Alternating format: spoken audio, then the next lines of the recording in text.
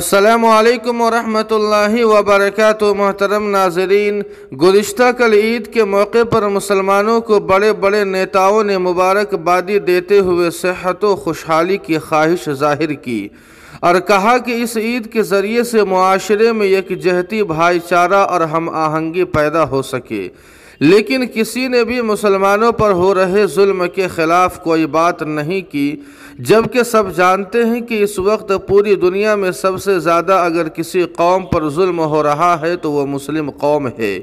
اور اس سے بڑھ کر کیا بات ہو سکتی ہے کہ عید جیسے مقدس دن میں بھی مسلمانوں پر ظلم ہوئے ہیں، جیسا کہ آپ نے بھی دیکھا ہوگا۔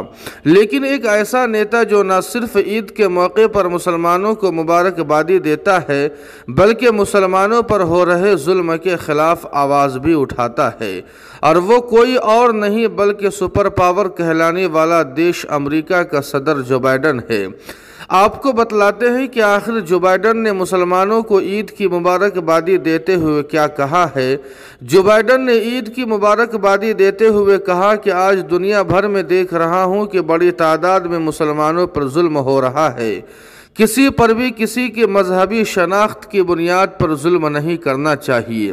مسلمان ہمارے ملک کو ہر دن مضبوط بنا رہے ہیں، اس کے باوجود انہیں ظلم کا شکار بنایا جا رہا ہے اور اسلامو فوبیا کے ذریعے بھی نشانہ بنایا جا رہا ہے۔ آپ کو بتلا دیں کہ اس خبر کو BBC نیوز ہندی نے شائع کیا ہے۔